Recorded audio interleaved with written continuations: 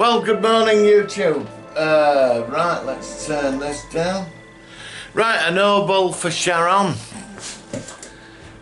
Again, we got quite an impressive episode of Star Trek Discovery. Yeah, it was a very ship-based episode.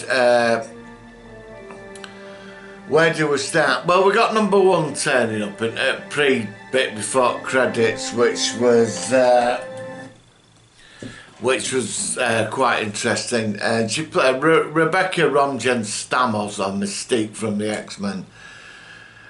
She played number one from what I saw. She played it really well. We're getting into a bit more Spock because obviously he's on this destiny call, you know, by this message. It's like what Vija sent him years ago. I know, I'm only joking. You know, when you were getting communicated by Vija on Vulcan.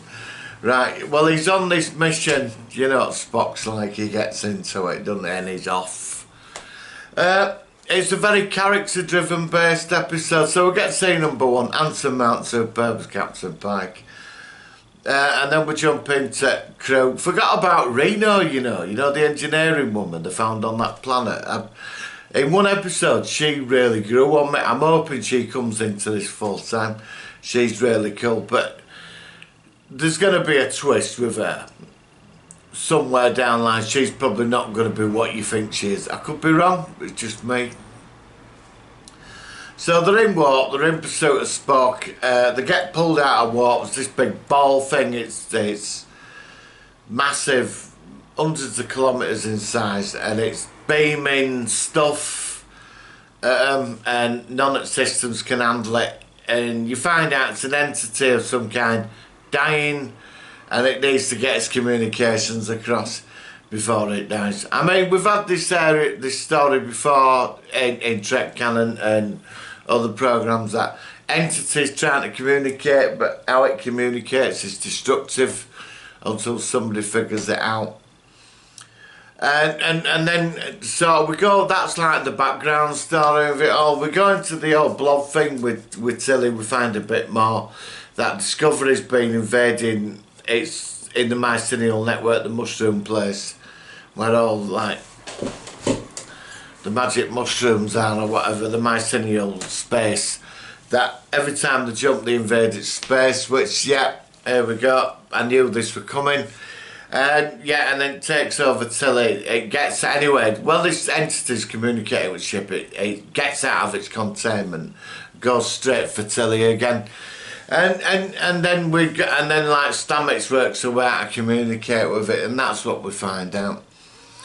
Meanwhile, on Bridge, now it gets interesting with Saru because his ganglia things have like been infected, something in his race about when they're gonna die and all that, and he like his entire belief system's up in this episode. And what's interesting about it, by the time we get to the end of it and this entity dies, after they figure it out, because him and Burnham have quite a personal relationship, which I really do like their relationship. It's pretty cool.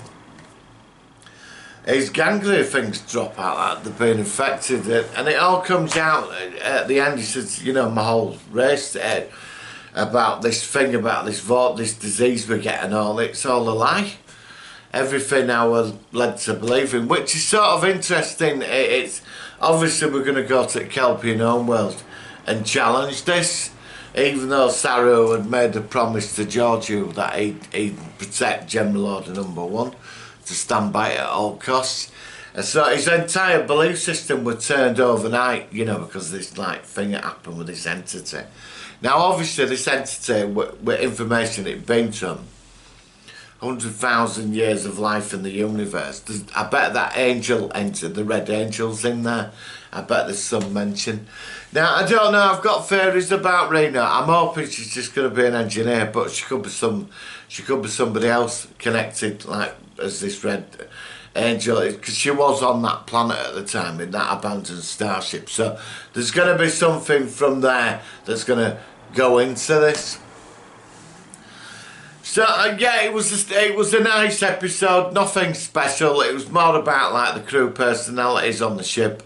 The tribute to David Bowie was marvellous, I loved it. made my day when Stamets said Silly was your favourite song, you know, and then comes the Bowie classic, which I think is very fitting for Discovery, another cool soundtrack added to it. Yeah, but all in all, I'm going to give this episode, I'd give it about a 4 out of 5. It wasn't bad. I preferred last week's. But you did get a feel, there was a bit of true Trekkiism, like a bit of Star Trek philosophy in there in this episode, which was nice. The unknown alien entity in the background, but it was really a background thing. This was more of a subplot to where all this is going to go, like the directions are being set up. So all in all, not a bad episode. It finished on a bit of a cliffhanger, obviously, with poor Tilly being took over by Blobthing from Mushroom Mice Neural Network, which is sort of interesting. I did like the scene where Stamets and Reno are tripping, that was quite funny. But in the episode, everybody all got nice seats. So I mean, Discoveries, they have brought quite a lot of humour into this. You know, and the background crew on the bridge, like Russo and the others, we're starting to get to know them a bit more, which is nice. I'd really like to see the bridge characters get more of a bigger part, you know, so we get to know them more, which would be pretty cool. But yeah, it's a standard for episode 4. It's not bad, but I hope it picks up the pace by next week. I think it's time now. You know, this type of episode I wouldn't have thought we got till about episode 8 or 10 or something. No, actually, because that's where we peak, that's where we get a bit of the action by then, isn't it? This could have been like an episode 7 or 8 down the line. You know, we could have had this a bit later on. But yeah, nothing special, not a bad episode. 4 out of 5 for this. Did prefer last week's. But yeah, very Trekkish for me in certain parts. Coming together thing, like the whole focus on the ship and with the crew. I love Stamets and his chemistry with Reno, that engineer. She's great because she just will not put up with arrogance whatsoever, and she just counteracts him on everything, and I think that's really cool. So yeah, not a bad episode, but I think that entity is going to be clues from the information they've got is going to lead into the other episodes. So I think there's going to be a lot we could be referring back to this episode for things. Yeah, so roll on next week. I enjoyed it. Yes, yeah, not bad. Watching this at 8 o'clock in the morning. You know, don't normally watch it till dinner time. But yeah, I think with coffee and 8 o'clock in the morning, definitely. So that's my review, Star Trek Discovery. Nothing special, like I said, standard episode. So yeah, right, I'm going to a convention in about 2 minutes, so I'm going to go. Right, so guys, have a great weekend. I will have the footage up. Hopefully I will be streaming live tomorrow of the convention in Southampton, the Sci-Fi Ball.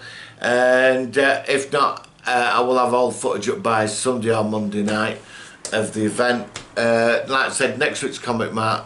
I'm working on the days for the live streaming, which I'm going to know by the end of next week. I will set a date and I will start putting adverts up for them. And that's it, guys. So have a great weekend. Live long and prosper. Oh yeah, they were looking for Spock. His shuttle was out there, they were tracking it. So obviously we've had number 1, which was interesting. And hopefully I think next week we'll be getting Spock. It's looking that way. Or by episode 6 at least, we'll have Spock. So there you go, guys. I will speak to you soon. Have a great weekend. And yeah, stay warm and watch Star Trek Discovery.